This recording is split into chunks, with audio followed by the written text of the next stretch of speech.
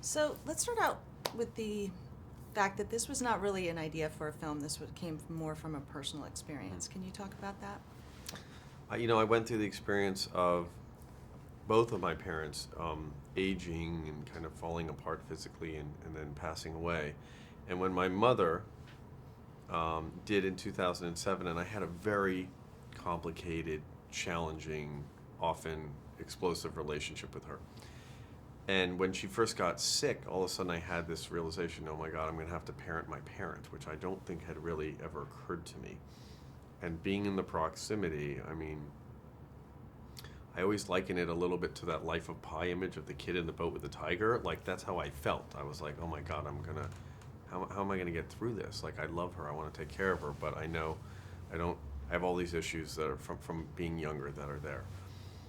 When she finally passed, and I believe I had done the best that I could do, but I certainly wasn't happy feeling it was enough.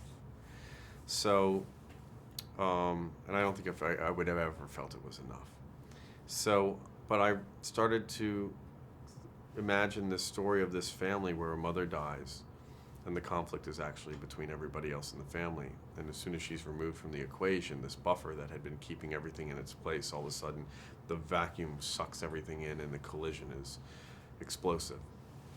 And that was the impetus for the story. And my father was a lawyer, and a very powerful, brilliant lawyer, and I was a little bit of the troublemaker in my family. So getting cross-examined by him was tough. You could never get away with anything in my house. So there's a lot of Hank Palmer for me as a kid. My sister was like the perfect student. So that the combination of those elements eventually became what informed the movie. It's a great story. Let's talk about the cast a little. This is a very character-driven film. Yeah. So what went into casting this, and how did you get this great cast together? Robert Downey Jr. I had met a year before, and we really hit it off as people, and I got very inspired once I spent time with him, and I was like, wow, I just love who this guy is. And I have this strange instinct sometimes when I meet an actor that I get excited about, because I'm meeting them, I'm seeing who they are, but when you sit opposite someone, you start to see qualities that maybe a role didn't have the chance to show you on screen. They only get to do what the story tells.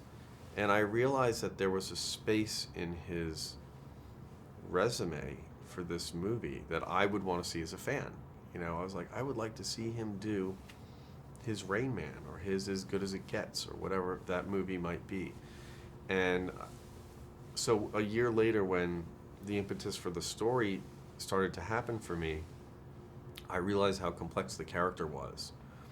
And Robert was the only person I could think of, honestly, that could play it. I developed it. I got the first draft of the script done with Nick Schenk, and I brought it to Susan. And I said, look, I loved Susan anyways, and I really respected her and admired her as a producer.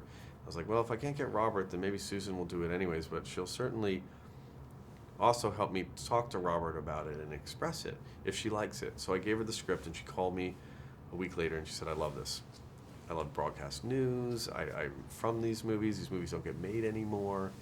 How cool would it be to make this? I totally know what you're going for. And then we sat down with Robert, and we talked to him, and he came into it. So he became a part of the fabric very early on.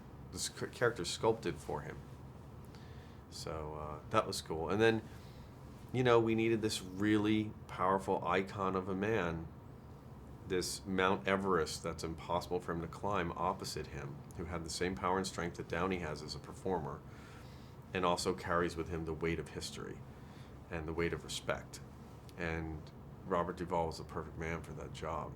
And a guy that, quite frankly, look, these roles are both written as hard men. They're unflinching, and you need actors that are not going to sit there and be worried whether they're likable or not. They have to trust that that's how you tell a story. And both of these guys are pretty, they're pretty badass in that way. They saw it, they liked the meat of it, and they never backed off.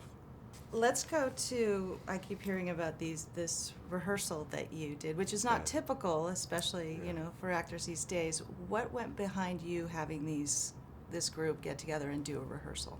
What was the idea? I come from dramatic theater. I know I've been known as a comedy director, but I started at NYU with Arthur Miller and Eugene O'Neill, and I just, my understanding of how to break down a scene and rehearse it was always, from my background of studying Strasberg and Stanislavski. So I've always done that, even on my comedies. I have a 3-week workshop where we workshop the scenes and we do improvs and we put the scenes up and we talk about them. We never put them on their feet all the way because I don't want to see it happen till I'm on set. But it's a process where everyone gets to know each other, and I really get to learn who the actors are as people. And because of that, there's a connection and a warmth often that comes out of it, a trust. We know each other's stories, and a reality, a level of realism starts to infuse the characters, because it starts to become their story, and their story becomes a character story, and they become one. So, not easy to do, though, with big movie stars who are really busy all the time, or actors that have achieved greatness and, quite frankly, may not have to do that to achieve a great performance, frankly. But I told Susan, I need to do this. This is what I do. My movies, whether they work big or not work big, the performances are always really solid, and I need to know that. Especially with this movie, I was like, we need to do the extra work. And somehow she pulled it together. She kept saying, I can't promise you, I can't promise you. She was leaving the door open for the no. But Susan, in her amazing producerial way, got everyone there weeks early. And I got in the room, and we went through this really classic process. And it really worked, and especially amongst the family members. I think we all talk about there's an improvisation we did 3 days before we were supposed to be done with rehearsals. And it was a 90-minute improvisation where they were all in a room. And they just started behaving as they do. And I would sometimes feed something to one actor or another without anyone else hearing about, I want you to go do this or do that. Things that would create conflict. And as they started to behave, no matter what I threw in the room, they were all acting like their characters. I mean, the same results would start happening every time. It's behavioral. And I started to realize, wow, they're starting to be this family. And after that really exciting rehearsal, I just looked at them and I was like, okay, we're done with rehearsals. I'm going to cancel the rest. We're there. We shouldn't go any further. So it was a magical process, and everybody engaged. I think everyone's commitment to do that is part of what makes it work. I think if people go begrudgingly, it doesn't work. But everybody kind of went there, and I think there was a little bit of an excitement of doing it like in an old school way.